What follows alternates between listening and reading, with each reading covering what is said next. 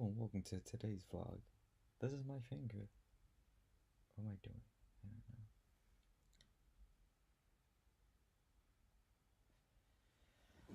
know. So, before this, I recorded like 6 attempts at a cover of this song called You Don't Have to Take Your Clothes Off by L.I. But honestly, they're not that great, so instead, I'll be talking about my struggle with architecture. Well, mostly my struggle with choosing University of Auckland and AUT. I'm assuming like a lot of since like a lot of people were taking architecture. You two options. It's AUT, which is a Bachelor of Spatial Design in the University of Auckland, which is called the Bachelor of Architectural Studies. Now, face front value, they both seem like they would be architecture, and essentially both are because architecture is just the design of space. However, quick background information about myself. I am in year 13, year 12, year 11. I took DVC and I did well. I was the top student in Westlake.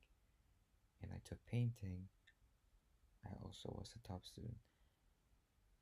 But throughout the course of the year, I thought that I wanted to take architecture because that seemed like the most straightforward to me. Like, fine art doesn't make money, which, by the way, is a misconception. You can make lots of money in fine art. It's just culturally perceived as not a face front value substantiated degree that would offer you a stable income. You can't do anything about it, but you'll be fine. Where was I? Oh yes. So took painting and DVC. I did well, and for students, I guess specifically for people struggling, your one question is, hi, my art has nothing to do with spatial design, and my DVC has a lot to do with spatial design. Like in my case, I was creating crazy building projects in DVC, and I liked it, but I was very focused on graphics and visuals, and in painting, I was painting portraiture, surrealism, lots of still life painting observations. And at one point, I was finding painting more interesting than DVC, and then the question that popped in my head was, is building really for me? Should I be a graphic designer? Should I be a art director, creative director? I spent so long in the last few months just looking at other career options apart from architecture. And the driving force behind that was I was looking at this careers advice website. I think all schools have it. You look at architecture, the employment rate in New Zealand for architecture students is 47%, which is less than half. 47 students, that means 1 in 2 people don't do anything related to architecture. That's kind of scary. But as I found on the first day the first week of university, my friend Anthony, he said that he had friends that took architecture but became graphic designers in the end. And you know what? Your degree is versatile. And why? Because when I walked into University of Auckland, my first week, I basically have 3 types of subjects. First off, there's no math, there's no physics. So for you guys in year 13, if you're thinking about architecture, you need physics and math. No, you don't need it in the course, but you do need it to qualify for table A and table B subjects. So just do that well, but no pressure. Once you go to architecture, calculator who? No, her physics textbook, she can go away. You can throw that stuff out. Oh, the standpoint of throwing my stuff, I was like burning, tearing it apart. So like, no, I don't need you. Goodbye. The only things that you need now in architecture in University of Auckland is your structural art history textbook so far, and that's it. The other subjects, you have a research subject, which is art design studio. I think we started drawing there at one point. And then we have architectural media, where we look at different drawing conventions, forms of ideation making to inform our design process. And then the only lecture theory based subject is architectural structural history. And that's that seems pretty good to me. Well, that's in the first year.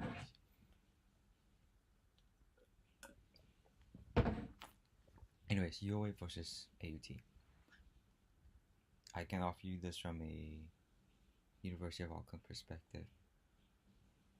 If you are a insanely creative individual that thinks he's well versed and is well versed in a lot of artistic design endeavors, like for example me, I painted a lot but I also designed a lot. In my last year, in year 13, I made lots of videos, like I'm really into videography. I did lots of graphic design projects for school and they got published. I was in a painting studio, which is really nice. I did an exhibition. I sort of started a phone design like pop-up business thing. Like I would paint phone covers and then I'll paint the phone cover and I would sell it. And then I painted a coat for my friend. I was interested in so many things. But when I went to the University of Auckland, it's so much because I was thinking it's so theory based, it's so lectury, it's so strict and form. But going in, like I think you need that one lecture subject, because sometimes when you take too many artistic things, like I'm assuming the AUT would do, it is so overwhelming, and you need something concrete and firm to base your art off from.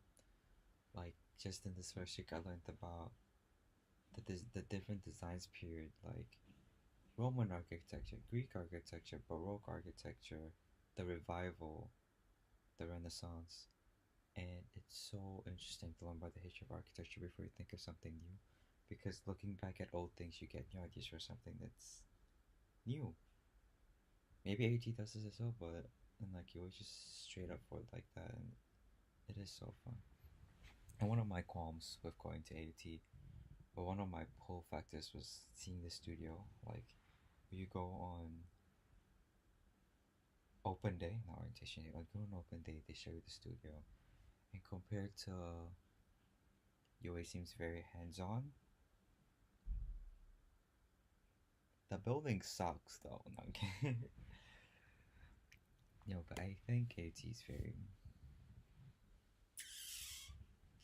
It draws very much on hands-on experience, that kind of thing. And I was incredibly drawn to that, but I chose UA in the end for one reason,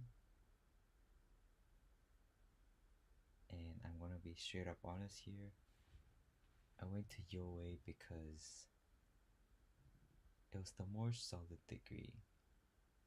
Because it's called the Bachelor of Architecture Studies, and you write down your CV.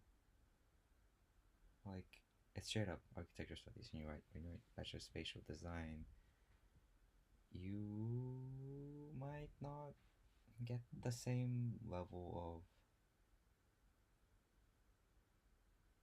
of acclaim in a sense. This is nothing to do to digress on AUT's reputation. It is still a good school. We can compete with 87th in the world. Like, obviously rankings are there for a reason. Like, if you're gonna compare a first place architecture student versus first place swimmer like Michael Phelps versus like Bob the Marquis in the US, was number 56 or something. There's obviously a difference in standard between the first place and the 57th place person. And you want to learn from the first place person, so why not go to the best if you can't go to the best, right? Yeah. Also, the University of Auckland quad is so fun. It looks so nice. there's this it's called the Creative Arts and Industry. It's called the Kai Quad, and it's like really beautiful benches. The scenery's really nice. You got a fun room with like tons of beanbags. You say press stop recording. Anyway, you have a fun with tons of beanbags, and it's so nice. You have a ping pong table, air hockey, and the studio itself. It's just it's beautiful. You work, you see your level, your twos are on the floor above you, and you just feel so inspired inside the space. The lectures are also really good. I give them a 10 out of 10. We have a lecturer in our architectural history class, and she called the Sky Tower the Syringe. The Syringe, because she couldn't remember it was called Sky Tower. It was just like, the Syringe. Okay, and I loved it because she was so confident in it. It's really funny. We have an Irish lecture. We have a Argentinian lecture with the strongest accent, and it's so enjoyable. And the people that go to UOA, you might be watching this video, but they are so cute. They're also really chill. Like, I think if you're going to UOA, you have to be a certain kind of person. You have to be not soft-spoken, but you have to have a level of seriousness in the idea of responsibility in order to get into the course, because it's that's the second hardest course to get into. 1 in 3 people get accepted, and that's hard work, responsibility, and you're surrounded by creatives who know what they're doing. So, you know, if you want to feel into that environment, you need other people to inspire you. I definitely recommend going to the school. My opinions might change because this is only the beginning, but you know what? I had so much struggle before the first day of school. I kept thinking the architecture might not be for me, because I was like, maybe I'm supposed to do another form of art. I want to do all forms of art, design, but I came here and I was at peace. And a lot of you, well, I probably want to show us high school students, but a lot of you are gonna feel not at peace with your decision, maybe. But that will change when you come in, because I realize that I can still do all the art that I want to do here. We still have our art media classes, drawing, modeling, sculpting, VR, animation. It's so many aspects of design that you still want to be involved in, and you get to do it. Your presentations itself, they don't just have to be paper. You can make videos, you can do everything that you love still in this course. You're not restricted. You can make it what you want it to be, because in the end, as long as you finish the task assignment, you're good. That's all. That's all you need. That's all you need, I think. Anyways, join University of Auckland, especially if you're year 13 right now, because that means you'll be my year 1 junior next year, and I got you. I'll help you. Okay, bye bye.